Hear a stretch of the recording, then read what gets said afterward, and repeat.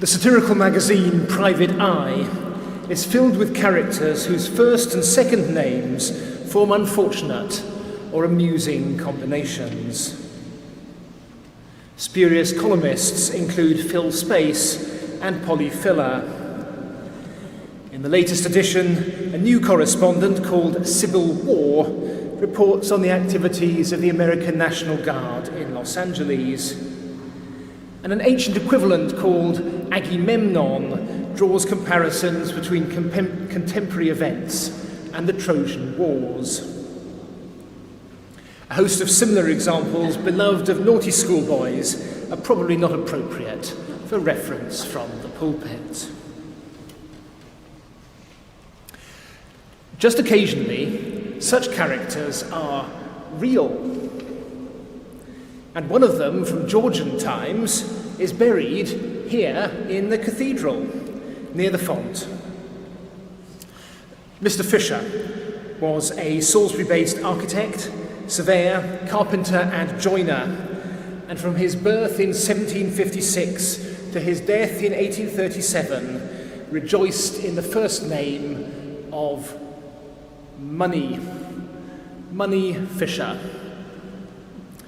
I wonder what his parents thought they were doing when they had him baptized. Friends, it is my privilege to stand before you this morning as a money fisher, because today is our annual giving campaign. Giving campaigns are good practice in churches, an opportunity for congregations to hear about the finances of their faith community, and for an invitation to be extended to support the life of the church in the year ahead. We've been re-establishing an annual pattern of these campaigns in recent years and are now able to align them with the Cathedral's financial year, which runs from April to March. This allows us to share news about what has been achieved in the previous 12 months and to look with intent at the tasks of the year ahead. In the last year, we have progressed many projects on our built fabric.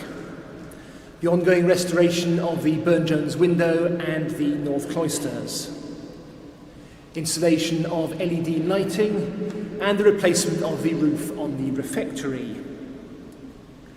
All this, of course, is on top of the established round of soul-inspiring worship and world-class choral music.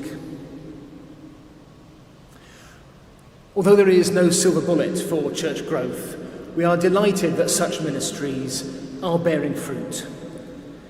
In line with many churches at the present time, the Cathedral continues to see increased numbers at festivals and regular Sunday worship, as well as strong interest among adults and teenagers who want to explore faith through baptism and confirmation.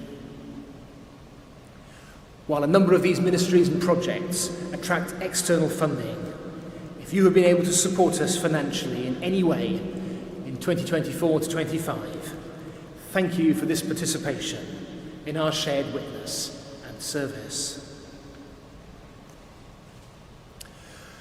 Moving into the current financial year and years ahead, the Cathedral will continue to implement our strategic plan to be a place where faith is inspired, which offers welcome to all, which supports and develops staff and volunteers, and which promotes social justice, including through reducing our carbon consumption. At this point, I should glance sideways at a couple of tropes which are often rolled out when priests start talking about money. Firstly, local churches, cathedrals included, are not funded by the government nor the national church. Each is responsible for raising the money that we need. Some English cathedrals are in dire financial straits. That is not our context in Salisbury, and we are committed to minimising such risks by maintaining strong and diverse income streams. And it is really great to be able to report that since our last giving campaign, we have seen a long-term uplift of 15% in regular planned giving. And secondly, although we are blessed in Salisbury to have an endowment left by our forebears, spending from the endowment, mainly the resources of the close, is highly restricted because we are morally and legally charged with curating these long-term assets for future generations. Our operating funds for everyday activities are much tighter, and in honesty are set to get tighter because of current headwinds, such as the increase in national insurance. So, I invite and encourage your support in the year ahead. There is no formula for how much anyone should give. Each must determine what is right for their circumstances and involvement, and both of these change over time.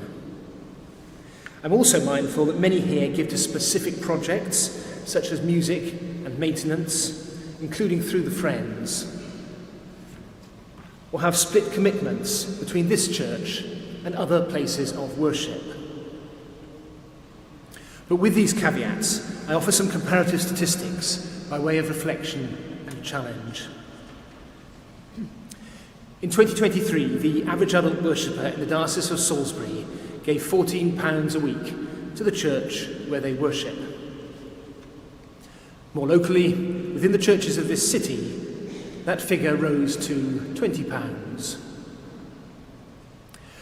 Obtaining comparisons from Cathedral data is not an exact science, and we're not comparing apples with apples, not least because we have a high proportion of visitors. And as I say, some of our worshippers donate to specific projects. Thank you again if this is you.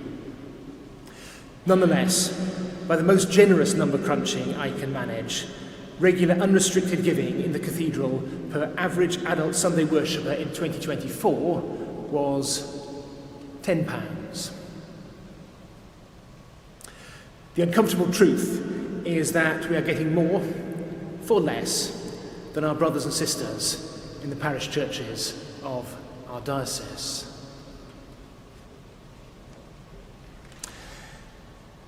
In sharing this challenge, I invite you to consider method as well as money. Each and every gift is really, really welcome. But I always encourage committed Christians to support the ministry of their church through giving which is regular and planned. Cash, cards, cheques and online are great for one-off gifts. But support of the church by those who consider themselves regular worshippers should be a considered sum at the start of each month, not a rummaging in our pockets at the end of each week. And the best way for most people to make regular planned giving to their local church is through the Parish Giving Scheme, PGS. PGS is a Church of England direct debit platform that channels every penny of the donors to the donor's designated church. It also has the added benefits of speeding up gift aid payments and includes an annual reminder to consider an inflationary uplift. The Cathedral adopted the Parish Giving Scheme ahead of our last giving campaign, and I am thrilled that 78 regular donors are now choosing to support us in this way. If you are still on the Cathedral's earlier standing order scheme, I encourage you to join those of us who have come over to PGS. This is because PGS is the easiest and most efficient way of making regular, faithful, inflation-proofed gifts to your church.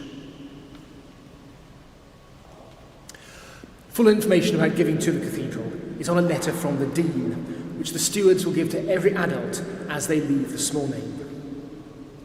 This letter will also be circulated electronically in the days ahead, so that we reach as many of our regular worshippers as possible. For those watching online, details about how to support us can be found under the More tab of the Cathedral website. And along with my colleagues, including Julie Wright, our Development Manager, I would welcome questions about this important part of our life together.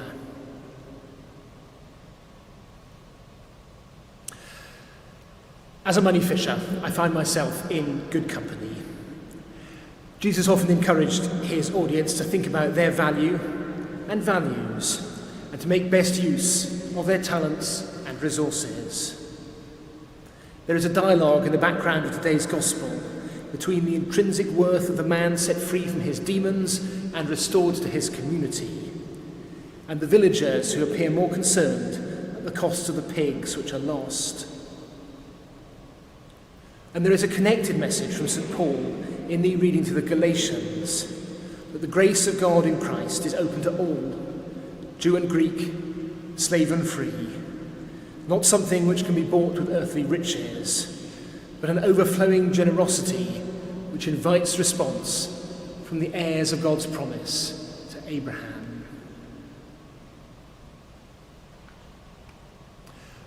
So by way of summary, I encourage you to do two things today. Firstly, here and or in your local church, please sign up for regular planned giving through the parish giving scheme, or transition your giving to PGS if you currently give through an earlier method.